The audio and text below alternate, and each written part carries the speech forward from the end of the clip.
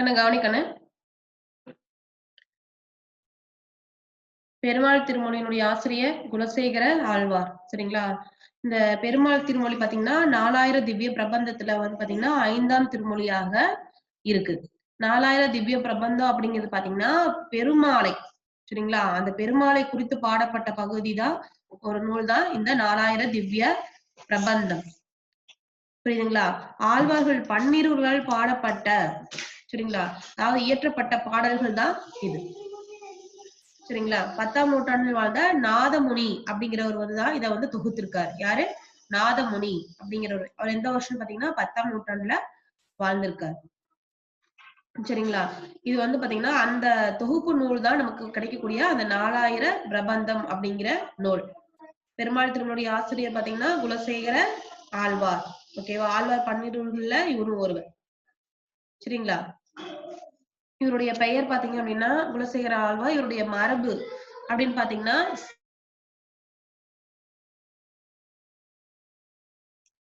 சேர மரபு. சரிங்களா? சேர மரபு. இது மட்டும் இல்லாம இவர் நிறைய பகுதிகளை ஆட்சி செய்திருக்காரு.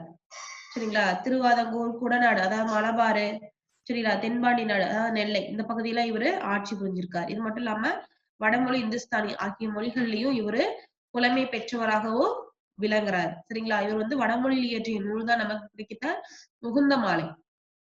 ஓகேங்களா? நம்ம படிச்சிருக்கோம் இல்லையா என்னுடைய நூற்குறிப்புல முகுந்த மாலையை வந்து வடமொழியில இவரு இயற்றியிருக்காரு. சரிங்களா? இவருடைய காலம் பாத்தீங்கன்னா 8ஆம் நூற்றாண்டு. இது எல்லாமே என்ன பண்ணணும்? இவருடைய ஊர் பாத்தீங்கன்னா திருவஞ்சைக்களம். இது எல்லாமே இப்ப நான் சொன்னது எல்லாமே நமக்கு ஆசிரியர் குறிப்புல வரணும். சரியா? நூற்குறிப்பு அப்படின்னா இந்த நூலை பத்தி நான் சொன்னேன் இல்லையா? அது முதல்ல நூற்குறிப்புல வரணும். நீங்க இதுல 2 பாயிண்ட், அதுல 2 பாயிண்ட் எழுதுனீங்க அப்படின்னா உங்களுக்கு மதிப்பெண் கிடைக்காது. சரி, ஆசிரியர் அப்படின்னா அவருடைய காலம், எந்த ஊரு, மொழியில வளவரா அல்லது வேற ஏதாவது நூல்கள் இயற்றியிருக்காரா? சரியா? இவர் ஏதாவது ஆட்சி புரிந்திருக்காரா அப்படின்னு இருந்ததுன்னா கண்டிப்பா என்ன பண்ணணும்? நம்ம அங்க குறிப்பிடணும். இதெல்லாம் எழுதினாதான் மதிப்பெண். இது இல்லாம நீ நூற்குறிப்பு எழுதணும். சரிங்களா? 4000 திவ்ய பிரபந்தத்தினுடைய முதலாயிரத்துல 691வது பகுதி தான் பாசுரம் தான் நமக்கு பாடப்பகுதியா வந்திருக்கு. 691வது பாசுரம் தான் நமக்கு பாடப்பகுதியா வந்திருக்கு. புரியுதுங்களா? ஓகே. இதுல பாத்தீங்க அப்படின்னா நோயாளி அதாவது நோயாளி என்னையா புரியல? கேக்குதா? ஓகே. அதாவது நோயாளியினுடைய புண்ண புரையோடாமல் இருக்க அத வந்து என்ன பண்றாரு? மருத்துவர் சுடுறார். அறுத்து சுடினும். சரியா? புரையோடாம இருக்கு அப்படின்னா, அது மேலும் பெரிதாகாம இருக்க. அந்த புண் வந்து நம்ம கொந்திக்குதுன்னு நம்ம சொல்லுவோம் பாத்தீங்களா? பெருசாயிடுச்சு, கொந்திக்குது, கொல கொலன்னு இருக்குன்னு சொல்லுவோம் பாத்தீங்களா? அந்த மாரி இல்லாம, சரியா? சீக்கிரமா சரியாகணும்னு அறுத்து சுடினும். ஓகேவா?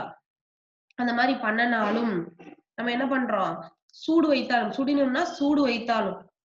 ஓகே. அது நன்மைக்கே என்று நினைத்து அவரை நாம நேசிக்கிறோம். சரியா?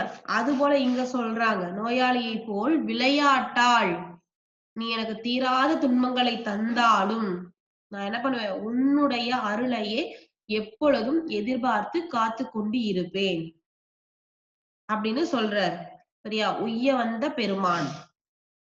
ஓகேவா? பெருமாள் திருமொழியில உய்ய வந்த பெருமான்.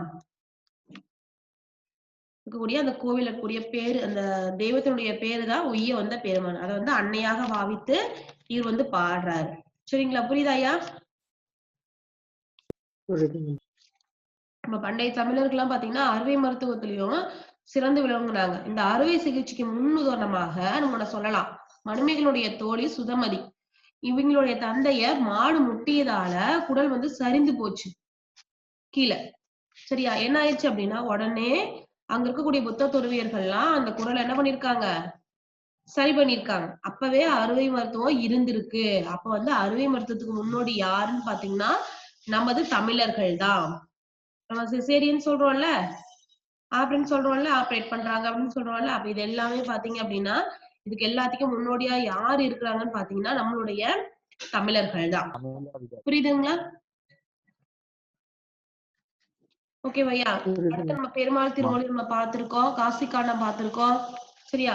காசி காண்டத்தினுடைய ஆசிரியர் பாத்தீங்கன்னா, அதிவீர ராமபாண்டிய. இது நான் 3 நாளா உங்களுக்கு நான் சொல்லிட்டு இருக்கேன். ஓகேவா? செய்யுள் பகுதி HT1க்கு நான் இன்னையோட இந்த செய்யுள் பகுதி முடிச்சுட்டேன். நாளைக்கு உனக்கு 5, 6ல இருக்கிறது தான் நான் சொல்லுவேன். ஓகேங்களா? நான் தொகுத்து சொல்லியாச்சு. நான் ரீடீச் பண்ணியாச்சு உங்களுக்கு. போன டைம் பாத்தீங்கன்னா குறிப்பிட்டு சொல்லணும் அப்படின்னா நிறைய பேருக்கு நான் சொல்லலாம். இதுல யாருமே கொஸ்டின் ஆன்சர் எழுதல, யாருமே கட்டுரை எழுதல, யாருமே துணைப்பாடம் எழுதல. இந்த வாட்டி பேரண்ட்ஸ்க்கு கண்டிப்பா உங்களுடைய பேப்பர் அனுப்பிச்சு விட்டு நான் காட்டுவேன். அதுக்கும் பார்த்து எழுதுனீங்கனாலும் நான் கண்டுபிடிச்சிருவேன். அதனால வந்து நீங்க படிச்சு எழுதுவீங்கன்னு நம்புறேன். சரியா? பரீட்சை வருது. இன்னைக்கு நியூஸ் வாசிச்சிருக்கும் போது கூட எல்லாம் பண்ணிருப்பாங்க. அதனால நீங்க தான் என்ன பண்ணணும்? பார்த்து நிதானமா படிக்கணும். இனிமேல படிங்க அப்படிங்கிற கருத்தை முன்வைக்கணும். சரியா? காசி நகரத்தினுடைய பெருமைகளை கூறக்கூடிய நூல் தான் இந்த காசி காண்டம். இந்நூல்ல பாத்தீங்கன்னா துறவு இருக்கு, இல்லறம் இருக்கு, பெண்களுக்குரிய பண்புகள், வாழ்வியல் நெறிகள், மறுவாழ்வுல நம்ம அடையக்கூடிய நன்மைகள், சரியா? இது எல்லாற்றை பற்றி கூறக்கூடியதுதான் இந்த காசி காண்டம். அப்ப காசி நகரத்தினுடைய பெருமையை கூறக்கூடிய நூல் தான் இந்த காசி காண்டம். புரியுதுங்களா? அப்ப 1 வேர்ட்ல கேட்பாங்க. சரியா? அந்த பாடலடி நம்ம நல்லா படிச்சுக்கணும். ஓகேவா? அப்ப விருந்தினனாக ஒருவன் வந்து எதிரில் நின்று அமர்ந்து இந்த மாதிரிலாம் வார்த்தைகளை பார்க்கும் பொழுது இது காசி காண்டதான். சரியா? பரிபாடல்னா ஊழின்னு வரும். நீர், நெருப்பு, சிதறு, பருப்பொருள் அப்படின்னு வரும். அப்ப அதை வச்சு நம்ம என்ன பண்ணலாம்? இது பரிபாடல் தான். மலைபடுகடம் கூத்தன், நன்னன், விரலி, வேவை, அசோக மரம் இந்த மாதிரிலாம் வந்து அது மலைபடுகடாம். புரியுதா? இதெல்லாம் நமக்கு குழு. அப்ப இந்த வரிகளை வச்சு நம்ம என்ன பண்ணணும்? இந்த நூலினுடைய ஆசிரியர் யாரு அப்படின்னு நமக்கு சொல்லணும். சரிங்களா? ஒழுக்கம் வழிபடும் பண்பே இப்படின்னு ஒரு கொஸ்டின் கேக்குறேன். ஒழுக்கம் வழிபடும் பண்பே இது என்ன நூலா இருக்கும்?